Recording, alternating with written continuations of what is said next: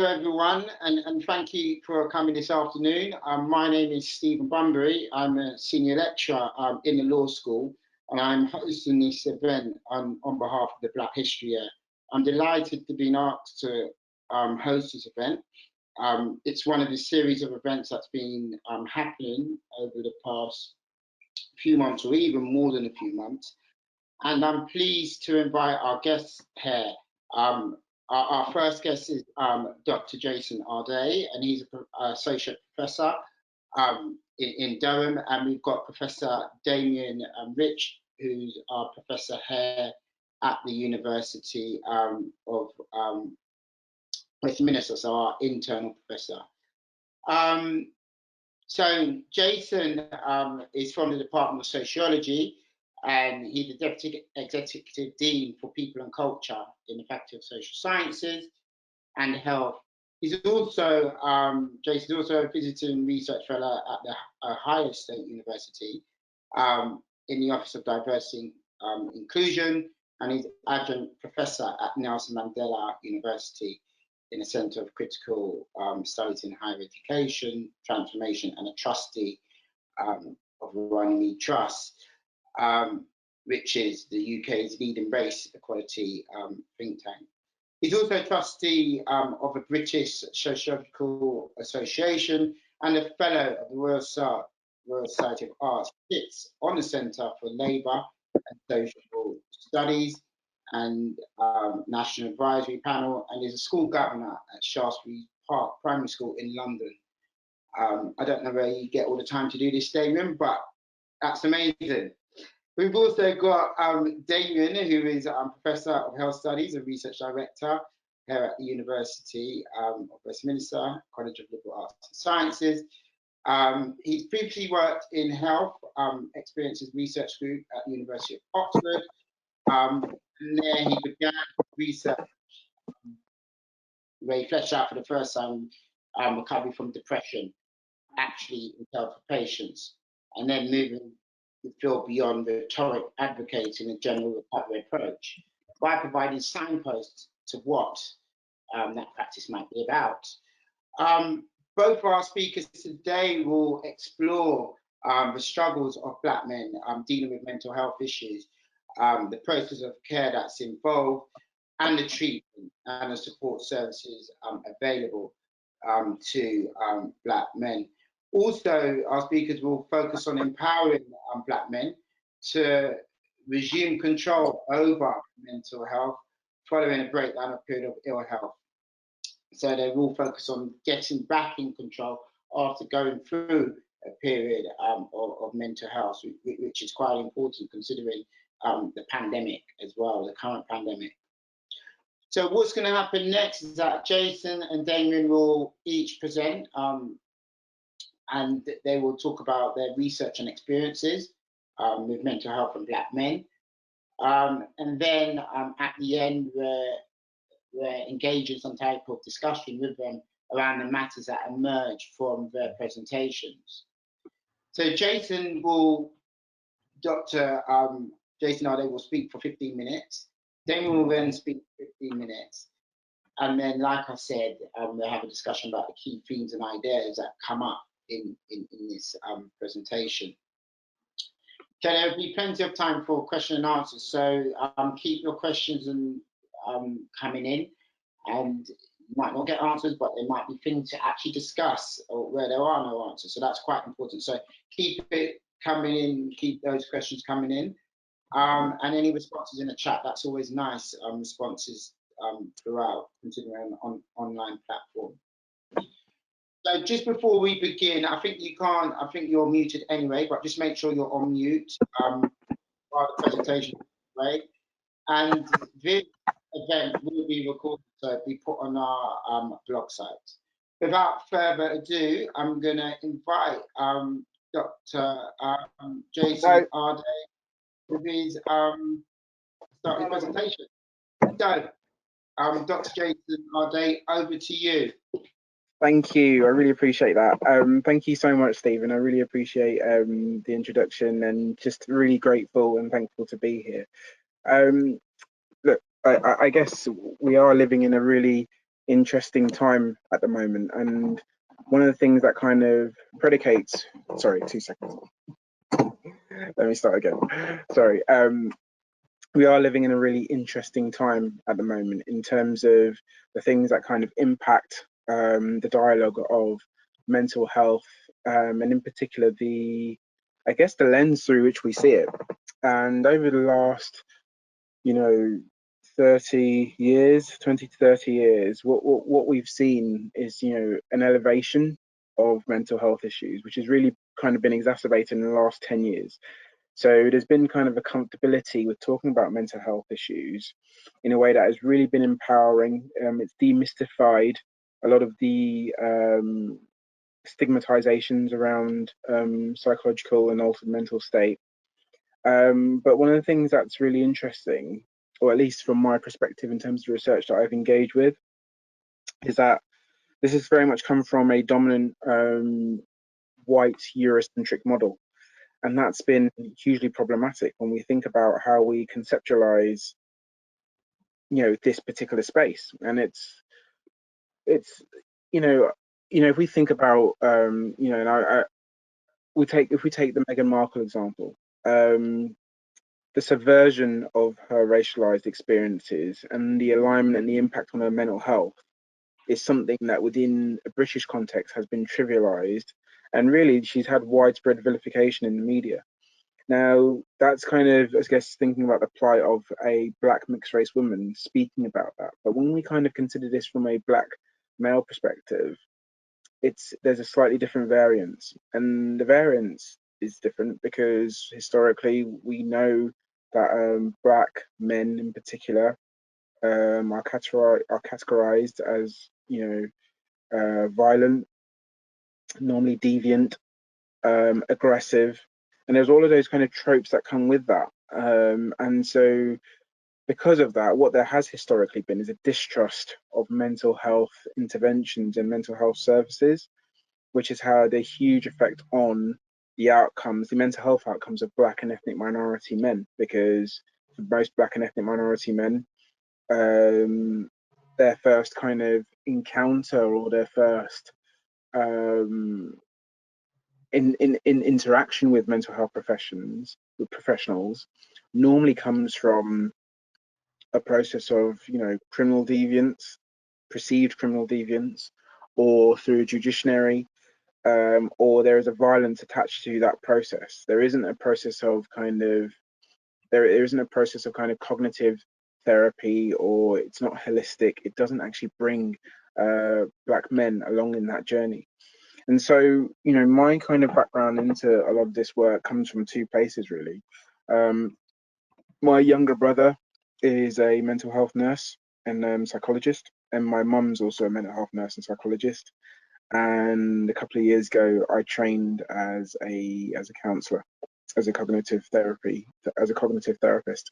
So a lot of the work that I became really interested in really came back from my time being a school teacher, working with young Black males, and really trying to understand some of the cultural pressures around them.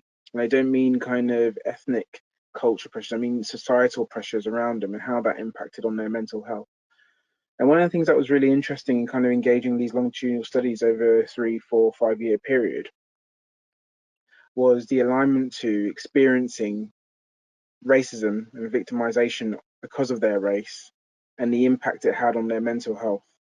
In other words, in many cases, they developed a heightened sense of awareness of what was happening around them, which actually made them not necessarily hostile, but it made them distrusting of white people, particularly within the education context, because we know that, less than 5% of teachers in the UK are from a Black or minority ethnic background. So there was a distrust of teachers as well. And one of the things that becomes really apparent in all of this is really thinking about what happens, what are the kind of avenues for Black and ethnic minority men, but particularly Black men, to access help. Now, if we think about these kind of toxic notions of Black masculinity, a lot of the things we think about in terms of black masculinity, and again, this is a construct that's been created outside of black men, I would argue, they all speak to this idea that black men are strong, they're mentally resilient. For some reason, they can endure beyond what other men can endure.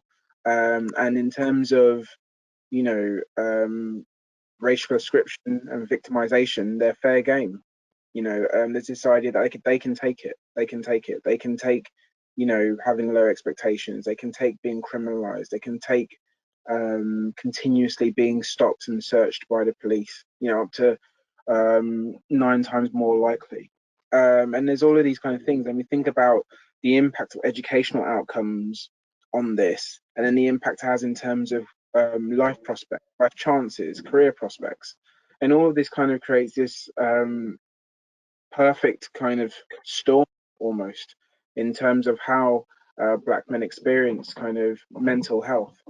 And what we've seen over the last couple of years, and in a lot of my research, one of the things that kind of keeps coming up is really this, on presentation of altered psychological state. What a lot of black people and a lot of black men in particular are saying is that, there's a gaslighting that happens with professionals.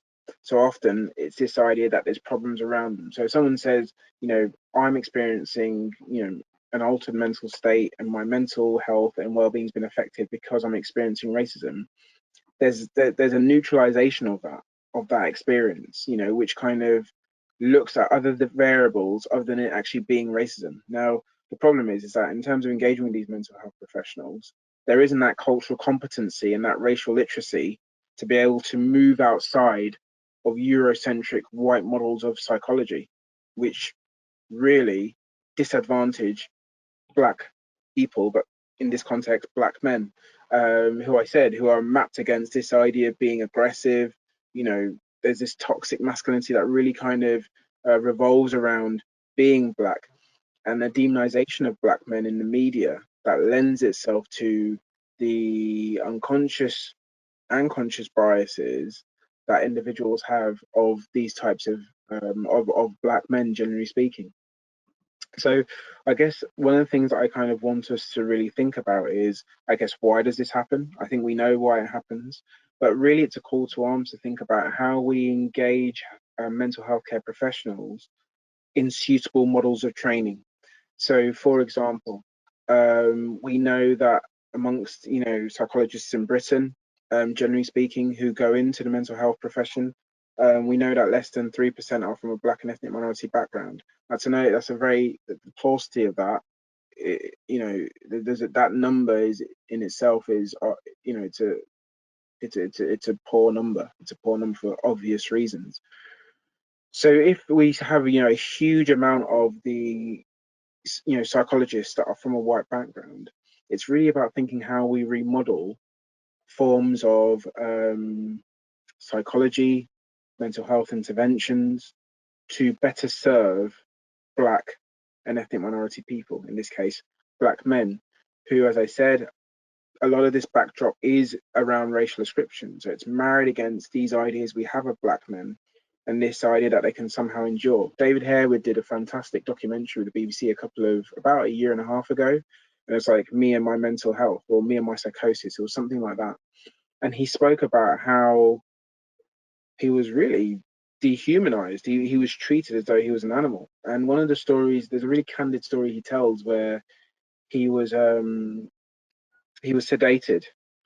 He had an episode of psychosis and he was sedated. And one of the things that he said was that one of the psychologists had explained to him that the amount of sedation that was put in him would be enough to stun a horse. It'd be enough to tranquilize a horse. So if you think about the human aspect of that, you can imagine how frightened someone would be in that situation. But because he was seen as this, physically strong, big black man, the intervention that was actually used to support him in his greatest moment of need, and has ended up becoming really an example of systemic violence, systemic racism. The way we frame black people as overly aggressive, and black men in particular as overly aggressive. And again, it leans into that toxicity that currently exists, that has always historically existed when it comes to black men, which is really funneled through our within all of society's major institutions. So I guess, you know, in finishing, the thing that I would like to say, I'd like to finish with, is that we do need to engage with new models of psychological intervention that are cognizant of the ever-changing contours of racism. You know, I think it's very hard to, I think it's impossible to trace the contours of racism, because as Malcolm X said, you know, racism is like a new model. You know, racism is like a Cadillac, a new model comes out every year. So tracing the contours of that is very difficult. So it does mean that we need to be vigilant and agile in terms of really developing new forms of psychology that can better support black men encountering you know, altered psychological state in their time of need. Because I think without that shift, and also a push to really make white healthcare professionals, mental health care professionals who are complicit in these types of racial stereotyping, make them, you know, accountable in that. I think it's going to be really difficult for us to move away from how black men are viewed in this space, and it's going to make them more reluctant to get the help that they actually need. And that's what it's really all about. It's about, when people are encountering mental health, it's being able to get the help that you need. And at the moment, our services and our systems systematically fail black and ethnic minority people, and particularly black men. And a lot of that resides in this toxic black masculinity. So I'm really looking forward to learning from everyone. I don't proclaim to have all the answers, but I'm always really keen to learn them from great people like yourself. So thank you so much for your time, and look forward to speaking to everyone. Well, Jason, thank you very much for an enlightening discussion about some of the issues. Some food for thought there, and I hope everyone else has got questions, because I've got a few myself that I want to ask later. But very interesting and a nice start to our webinar.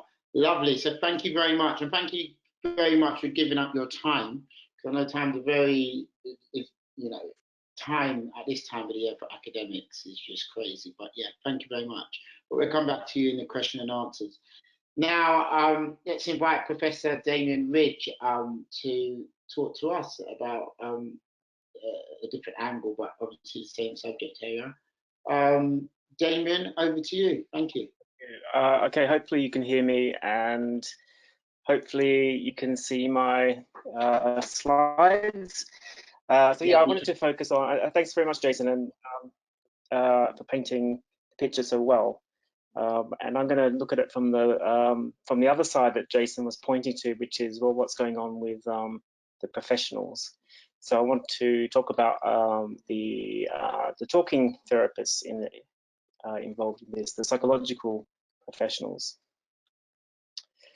So what's my kind of like stake in this? Well, I was a co-developer of a male positive talking therapy service in the NHS, which aimed to overcome some of the problems, you know, men have in getting into you know, professional services and getting help.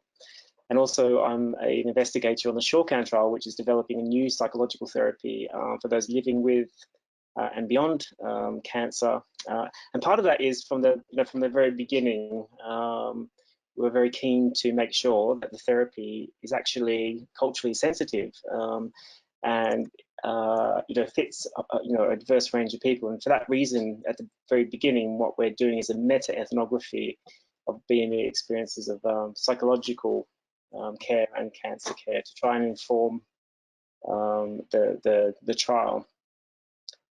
So despite you know, there are ongoing debates about the role of institutionalized racism in healthcare, we know that it does, as Jason was pointing to, contributes to adverse experiences for racially minoritized people, and coercive experiences in particular for Black men. We know that I mean, you can go into your, you can you know, refer yourself to the IAPT, the Increasing Access to Psychological Therapies online, or you can go to your GP and get a referral. But what we know is that BME people are much less likely to use IAP services, and even if they do begin, they're more likely to not complete their treatment. When we set up the Atlas program in the NHS, we were, really keen to make it, appealing to, in a kind of naive way, appealing to different kinds of people. And we did hire 2 of our practitioners were Black, and we did, 23% of our patients that came through the service were BME, and probably it's a slightly higher percentage than the of patients were of Black, African or Caribbean heritage, compared to 7% who were registered at the Victoria Medical Centre, which is a very busy practice in London, serving very diverse populations, and I think they've got about 18,000 patients on their books. But what I did a quick analysis before this presentation, and what I found is that since it's become embedded, so the first part of the project was research, where we were very heavily involved in influencing the research. And now when it's become embedded in the NHS, you can see how much fewer BME people are actually taking part, or men are taking part in this project. And it's only mixed. There's not people who identify as Black, African or Caribbean, so only mixed men coming through. So we're thinking, should we have Black Men's Atlas Clinic? And we're now talking about how do we do that, and how do we rethink the service in a way that would be more appealing. And I really like the way that Frank Keating talks about Black men in recovery from mental health issues, and he really sort of points to the reticence to engage in services, the lack of trust, but also the lack of social networks that could help men in their healing. Again, like Jason, he points to racism as being key. So this kind of racial weathering, this kind of a cumulative effect over time. And he points out that, that it is our issue. It is our issue in the health system to do something about it. That we do need to be much more inclusive of diverse cultures and traditions and knowledges and so on. And I really like the way he talks about the need to focus on a life course approach. And that is one of the things that is denied Black men, is having their story heard. So we should be really allowing these stories to come through. I think Jason was pointing to this. I kind of like theory of gender. It isn't up to scratch. It doesn't work for Black men. You end up getting these sort of racist tropes, like hypermasculinity and so on, to describe Black men, which is what Jason was talking about. This kind of like sense that there's no subjectivity, there's no kind of suffering, there's no pain that Black men go through. Bowleg talks about the struggle whereby it's really the intersection of all these things. It's not just gender, but it's also racism and income that creates the everyday struggle. But certainly, it's a real failure that it's hard to see how Black subjectivity is reflected in our current theories of gender, and that's a real problem. So looking at talking about the Shorcan study, which I mentioned before.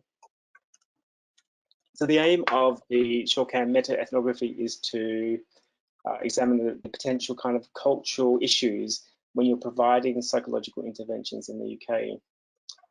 And the research covers, because we're focusing on, really the focus is on the intervention. What are people telling, what are diverse people telling us about psychological interventions in the UK? So we're focused on all BME papers, or papers that cover well Black minority ethnic experiences.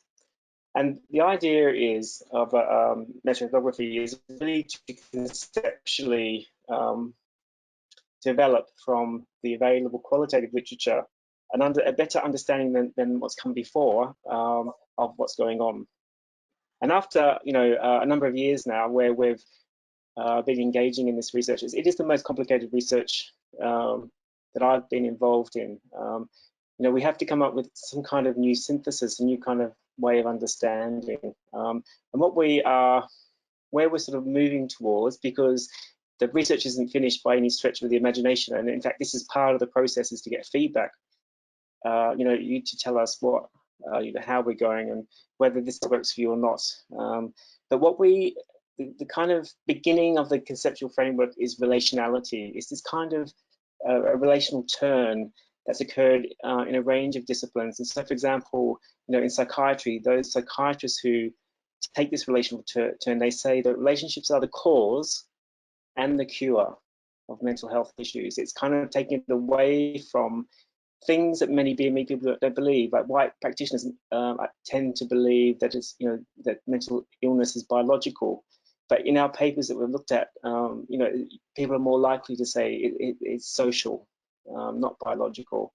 So this relational turn, we think is the thing that connects all the different papers together, all the different bits of research. So if you think about it in this way, we like to think of feelings as being individual. So, for example, black men being angry, or men being aggressive, or whatever in general. But what we would say from this way of thinking is that actually they're feelings are individually experienced, but they're socially produced. So, for example, in recent research we did, we found a lot of failure and shame that contributed to suicidality amongst men. However, this was connected to masculinity, so the sense of failing in terms of being a man and not really living up to expectations. So it's not an individual thing; it's a social thing. It is produced by society that sets men up to compete with one another. And in this way of thinking, black men want to have their stories heard, but they're being denied those opportunities to have the accounts heard and to have them legitimized, which has its own kind of reverberations through, black men, if this is the positioning that they are expected to take up. So looking at some of the, looking at some of the results, but by all means not all, because I don't really have time to go through the complexity, but to give you a bit of a flavor. And I think again, Jason was touching on these issues. So participants have trouble relating to white practitioners because of the gulf. White people don't have any real understanding of the experiences of not being white, said one participant from a mixed Caribbean background. And often with therapists, and I noticed this with my own colleagues as well, that open conversations about race or culture between people of different cultural backgrounds, they think it should be discouraged. So you shouldn't go there. Whereas, I mean, what participants are telling us is this is what they want to talk about. So what happens is that practitioners will close down these discussions, these really key experiences. But what happens is that sort of risk patients becoming disengaged. Obviously, they can't, with the lack of opportunity to be authentic comes disengagement. They may even try to compensate for the failures of their practitioners, or try to humor them to try and get what they need from the therapy. Can they salvage something from it? So it's a very strange kind of setup. But again, it's the relational. It's being set up. It's not on the part of the patient. So, given what Jason said, and given this research, it's not unsurprising that many Black participants would, prize relying on themselves, being self-sufficient. Many people may relate to themselves in this kind of stereotype as being strong, and including Black women as well, and may take up these kind of like positive self-approaches. So relating to them, trying to relate to themselves in positive ways, or as one woman of Black Caribbean heritage said, I can get help, but you have to help yourself. And this kind of hierarchy, then professionals become, a place to go when it's serious and you can no longer handle things. They become a last resort when self-help and lay networks and families have not been able to help in that way. So another thing that's quite interesting in the literature is the way that, and it still happens, people write in papers, and this is happening now, and there's an assumption of deficit amongst racially minoritized participants. But relationally, this is resisted. So whereas a professional, whether it be a researcher or a practitioner, might see something as being superstitious, participants turn this around, and the deficit is on the other side. So as one British Pakistani male said, we can't blame them, the white professionals, because their upbringing is like westernized.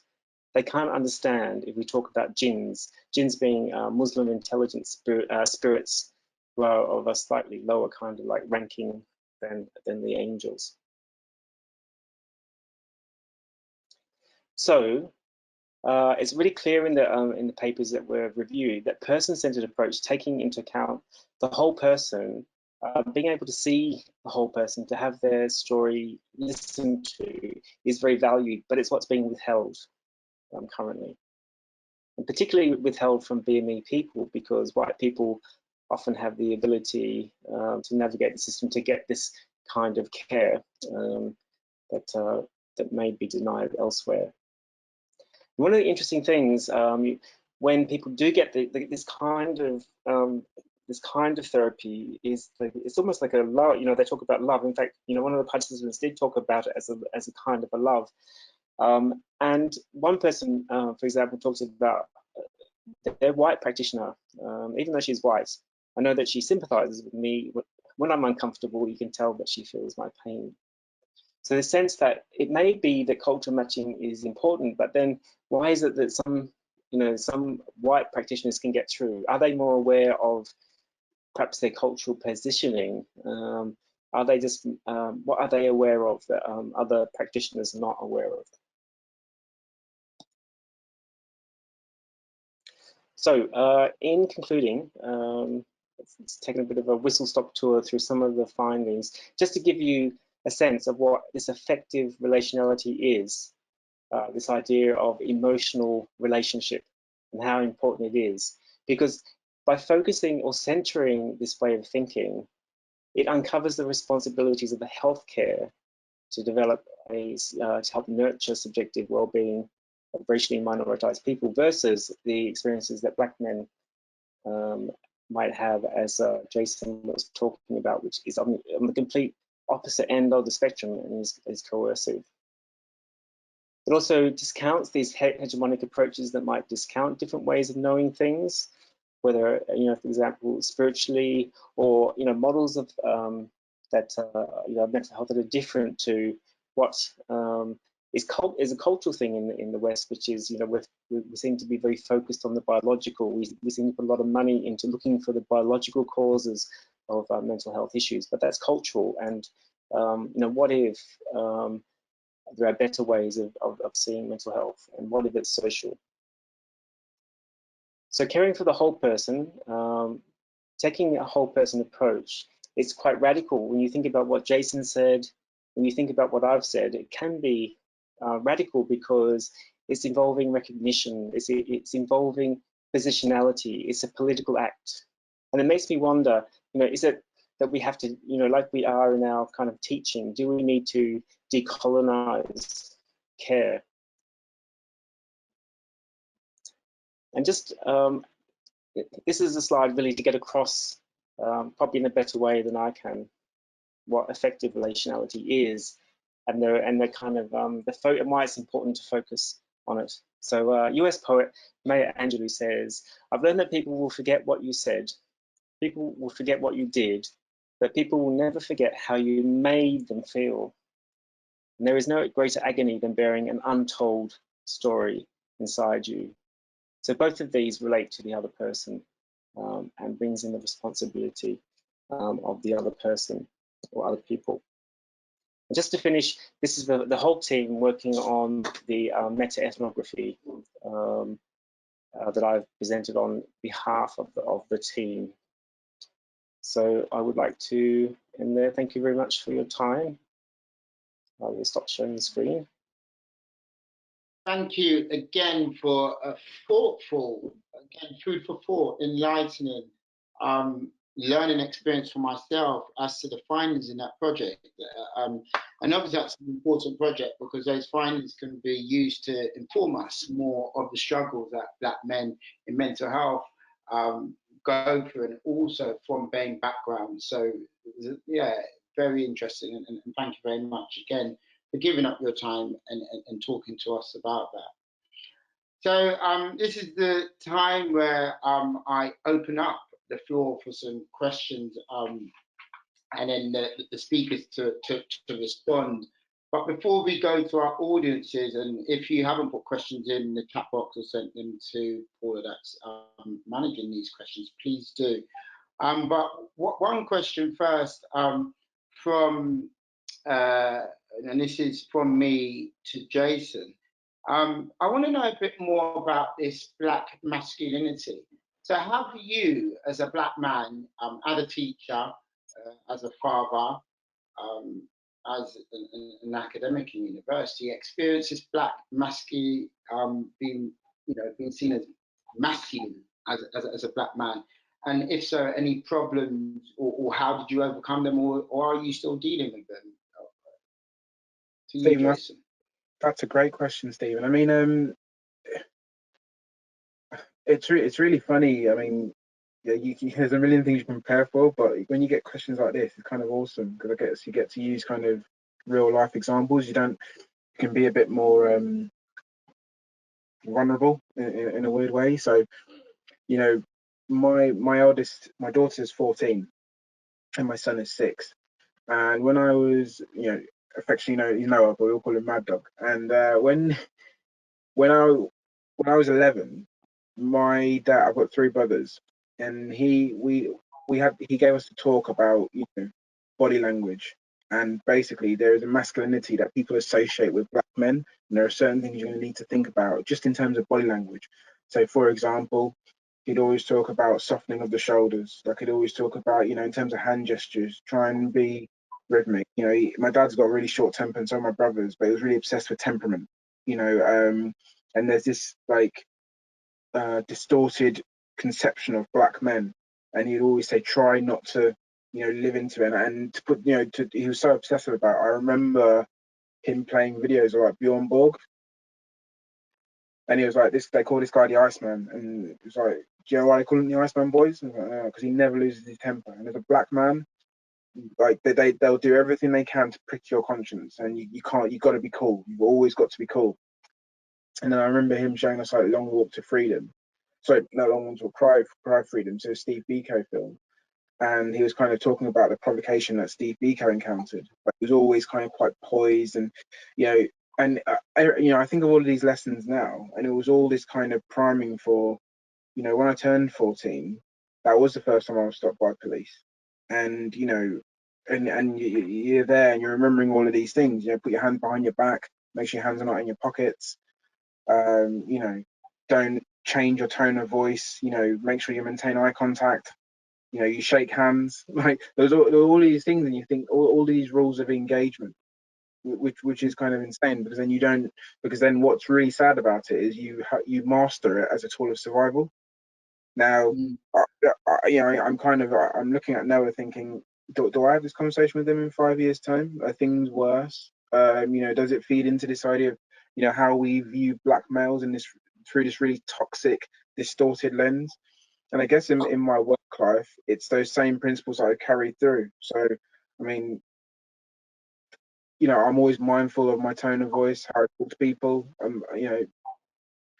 Very rarely, if ever, do I lose my temper. And if I do it, it's on my own, in public. And if someone says something that annoys me, I should be able to, I should be able to quit back. But I'm mindful if I do that, I think when you're a Black person, particularly a Black male, there's a snapshot of your behavior, which doesn't matter the 99 times you didn't respond. The one time you did respond is the time you're seen as aggressive. And what's interesting is that when we observe that behavior in white people, it's often seen as being really assertive or, engaging in a way, being challenging. And it's seen as a positive. But when you're Black and you're seen as difficult. And then you know, in my work life, a lot of it is subversion. The only thing I would say is that, you know, my younger brother said this to me once. The problem is, there's only so much of this stuff you can eat, and at some point, it's got to go somewhere. You know, I don't want to swear, but you've got to get it out somehow. Otherwise, you become constipated in it. And I think you become constipated on it, and where I've seen people's mental health suffer is really this idea of being suppressed and not being able to express when they've encountered, you know, a microaggression, and it's that kind of death by a thousand cuts, and it's cumulative, and there's no out for it, because if you say something, you're this aggressive black man. So it's kind of in everything you do. And what's really sad is that it becomes a way for most black men. It's a way of living. You know, when I was a school teacher teaching PE, I didn't really teach the kids about PE.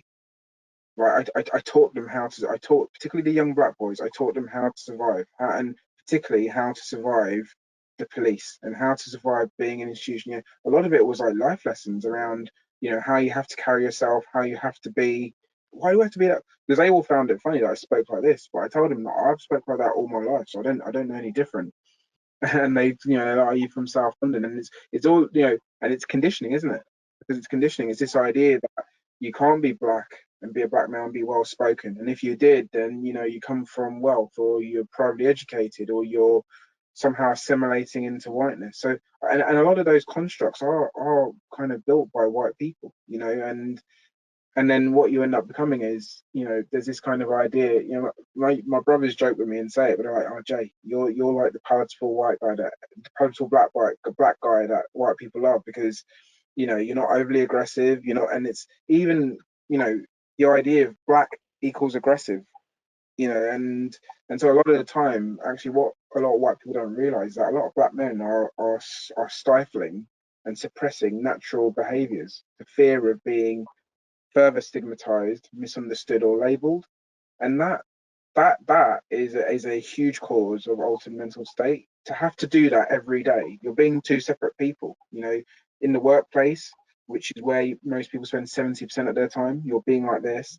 And then when you go home, you have to be someone completely different around your friends. And that code switching is exhausting for black people, because, like I said, the contours of racism are very difficult to trace. So to be able to know what kind of racism you will face every day, you will experience certain types of racism over and over again. But generally speaking, you experience different types every day. So you're having to be reactive to what you face. You know, if I had a penny for every time someone said, "Oh, you know, you've done really well," you know, and Yeah. for what?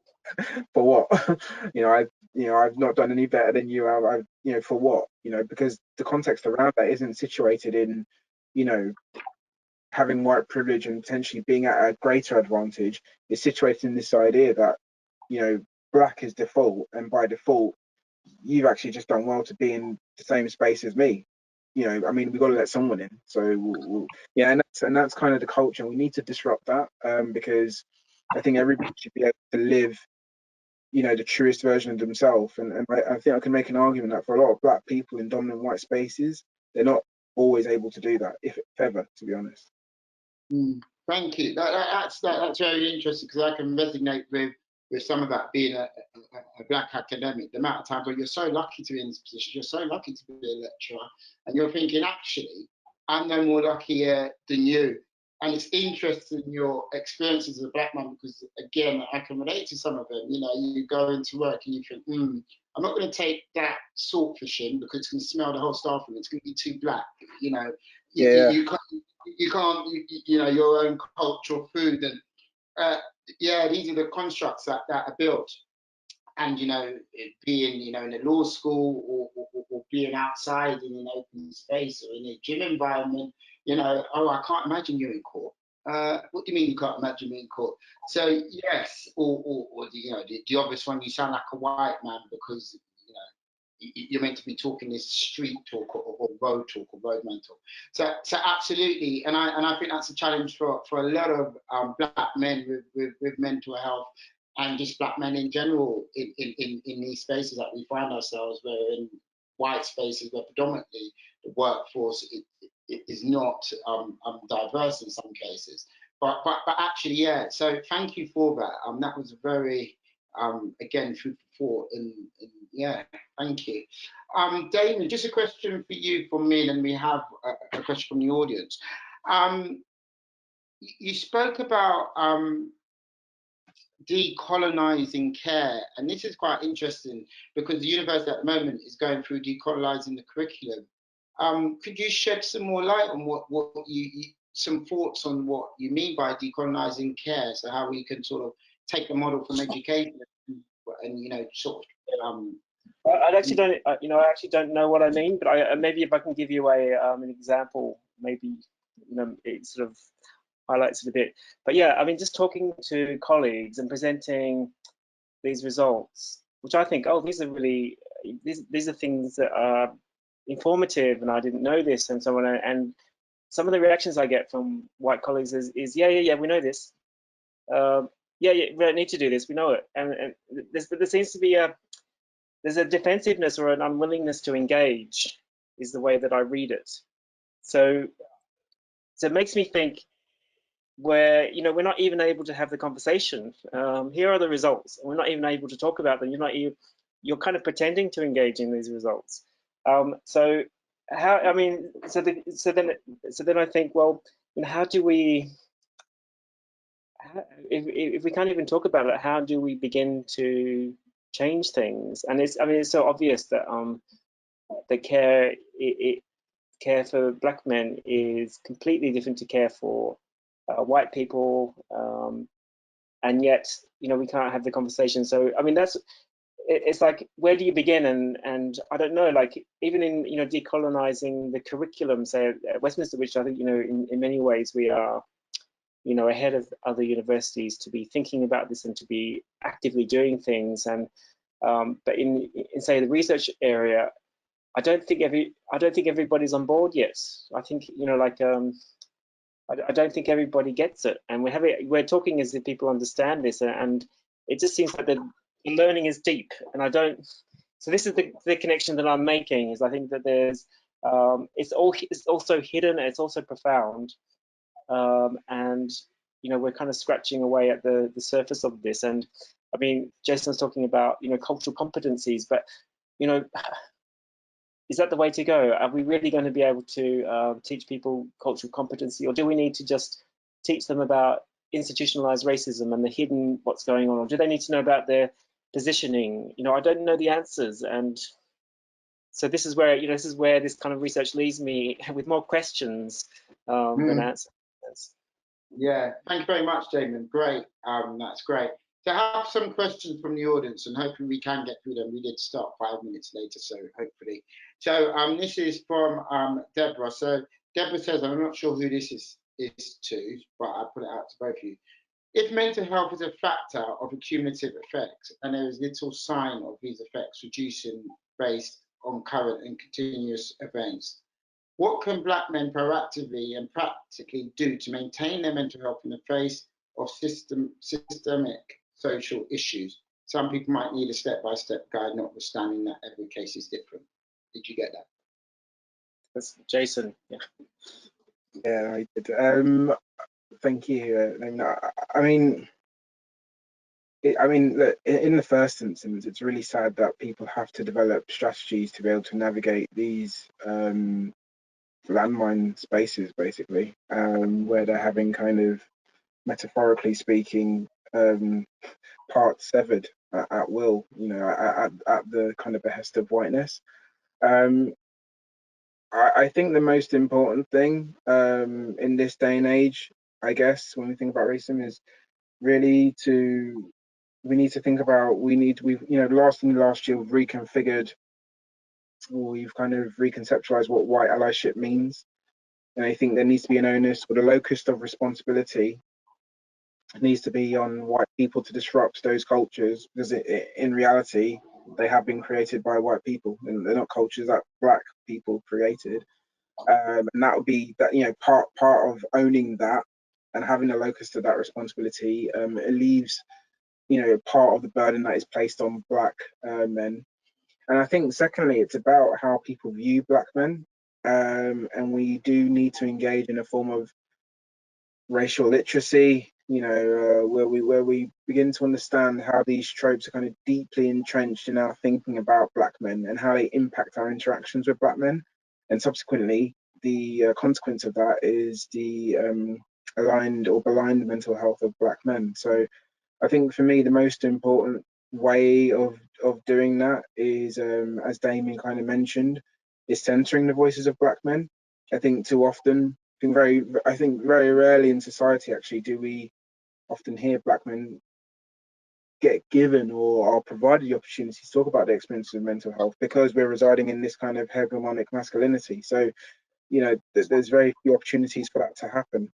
And I think we need to acknowledge the impact of these spaces and really try and equip black men as much as possible with you know, as many psychological tools as possible to be able to navigate, you know, episodes of altered psychological state. And it's about how we do that, and it's about mental health services reconfiguring how they can better support black and ethnic minority people. And I sit on an NHS group that basically does that, and it's interesting to hear some of the ideas that are floating around at the moment. But it's you know, it's thinking about how we reconfigure that. You know, it's thinking about the trauma that black men in this country historically have faced and continue to face, and also the impact of intergenerational trauma. I think that's a really underrated concept. You know, there are black men whose fathers, grandfathers, all they have known within a British context is institutional racism, and you know, it's kind of reinventing itself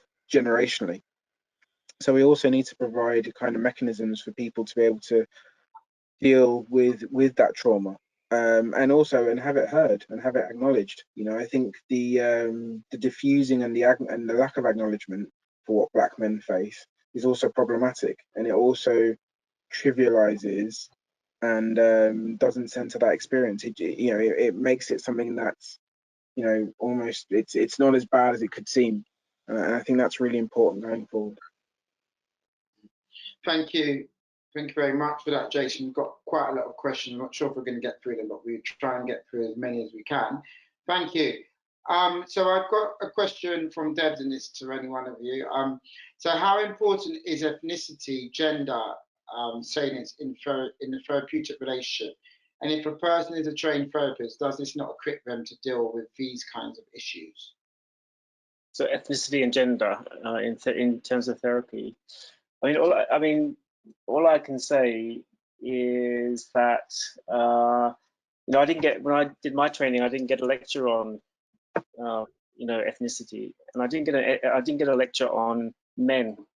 So if you think that equips me to deal with men and black men, then no, it doesn't. So I think that it is really important to have these conversations. You know, I run a module on professional issues in psychotherapy for our students so that they can develop in these directions. So, you know, we do have these lectures, but it's kind of like a drop in the ocean. It's kind of like one lecture on men and mental health, and there's one lecture on BME. That's not, it isn't enough. It's kind of enough to kind of like to show that there is a big world out there that you know, that white psychotherapy isn't covering. It's only a beginning. I don't know what Jason would say about that. No, I think, yeah, there is kind of a positive research covering that. I mean, as you said, Damien, I think that you know, I think the mechanisms we use are clearly faulty, and I do think that in terms of training, we need to think about that, because that's the earliest point at which people develop their ideas about the types of mental health professionals they want to be. And I think the absence of that training, I think to learn it further down the road, you know, those values and belief systems are deeply embedded, deeply entrenched. And I think, you know, during that phase of learning, you know, in that iterative phase, that's where you can really unpack those values and belief systems and challenge how people engage psychologically with different types of people across the intersection, but in this case, race. So I think training is really important, and obviously where, you know, we can't necessarily do that, I do think there are several forms of CPD that we need to make I would say I never like the word compulsory, because there's an element of being coerced into doing something. But I do think we need to put more funding into providing mental health professionals who do want to be upskilled in this area. And to be honest with you, I do think there are a lot of people that would welcome the opportunity to do that, particularly in terms of where we are in terms of race equality now, to engage in training that would make their psychological practice more culturally competent and more racially literate and competent. And the beneficiaries of that will not only be the psychologists, who will be engaging in, an anti-racist form of psychology, and really decentering a more Eurocentric form of psychology and a westernized form of psychology, but they'll be in turn centering the experience of Black ethnic minority people. And that absence of centering has meant that there's been a huge distrust, because there's always this thought that they won't understand my experience, and it could actually lead to me in some way, shape, or form being medicated or being further stigmatized. So I think there are ways that we can engage in this, but it requires a collective sense of collectivity to really think about how we mobilize this as an issue. Thank you very much. And I'm going to be quiet. I'm going to try and ask you like 3 questions in one, because they're all similar. So we've got a question from Marcia Amanda, and we've got a question from Peter as well, who is our VC, and they're quite connected. So I'm gonna save them, and then you can both respond. So the questions are: how can we change the way Black men are treated in society? And that's from Marcia. And how can we better support Black men in their desire to be heard? What positive steps can be given? And then we have one from our VC, Peter. What key steps do you recommend we take in our university that will best support mental health of our Black male colleagues and students? So it's dealing with how can we best support them in society, being heard, and at the university here. So any one of you can start, and then I'll go back to it. Damien? Maybe if I can take, what steps can we take at the university? If I just pick up that one from Peter Bonfield. Well, I think it's almost like I kind of agree with Jason that it kind of like needs to be compulsory. We get training in diversity, basic training. We get compulsory training in health and safety. I like the idea of bringing people with us and to to start to get it out there. I think the trouble is it'll be the usual suspects who turn up to training to these sorts of things if we are going to make a difference. So I think it's about opening up awareness. It's about doing what we do in our psychotherapy courses, which is to talk about men and mental health, for example. I don't think anywhere else, I think our university might be the only university at the moment providing specific training on working with men, because men in themselves have trouble engaging with therapy for a whole range of reasons, and it could be because they see it as being quite feminized, or they see mental health issues as being feminized, or they don't even understand mental health issues that they're experiencing as mental health. It's issues of everyday life. And then add on the other layer that Jason is so experiences men, and it becomes very complicated. So I think I go for the idea of bringing people with us on these issues. Jason, I'll throw it to you. Thank you, Damien. Stephen, I can't remember the second question because I'm a really slow typer, but I wrote down the first one. So I think the first one is, how can we treat Black men in society better? Was that correct? Yeah, change your Black men, yeah. Yeah, I think actually taking the time to listen to Black men would be a great start. I think historically that's never happened.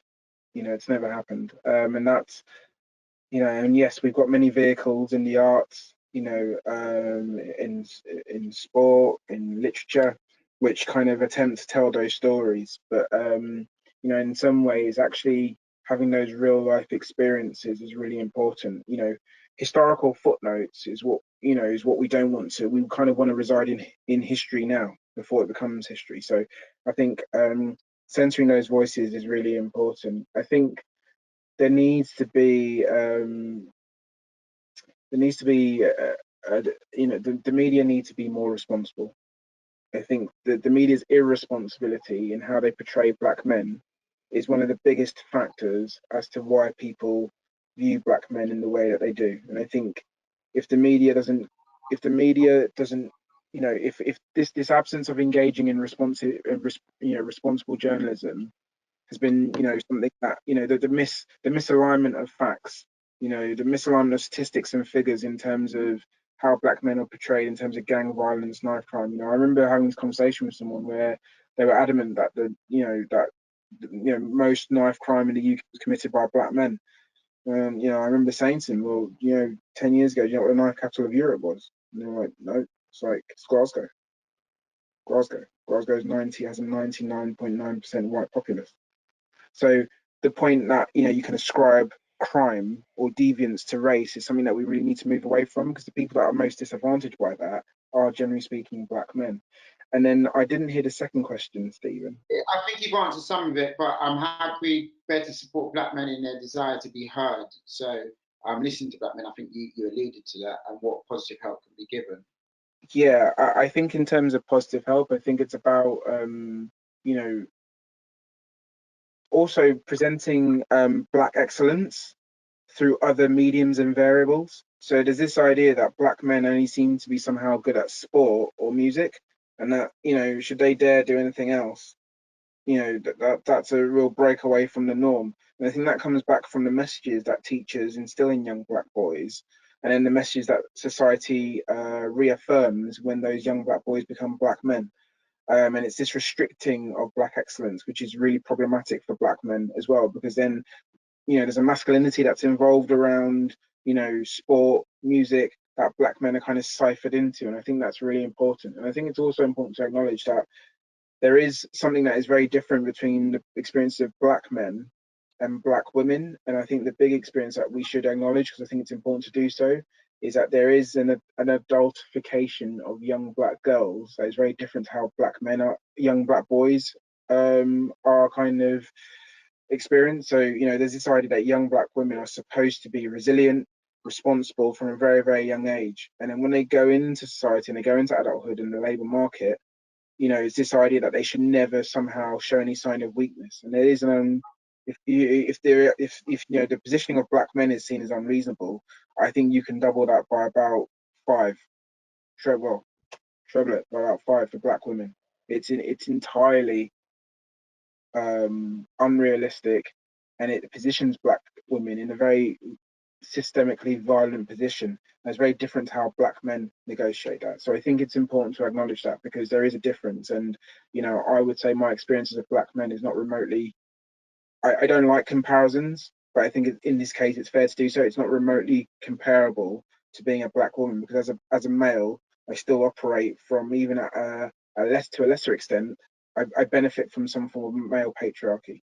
I don't think I benefit from male patriarchy over white women and white men, but I certainly unfairly do over black women and women of colour. So it's important to acknowledge that experience, their experience being a woman and being a person of colour as well, or potentially being from the LGBTQ plus community, is compounded further, and that has bigger implications for mental health. Thank you very, very much, Jason. And we could go on all afternoon. I've got a lot more questions, which we're not going to get a chance to go through, but Paula's got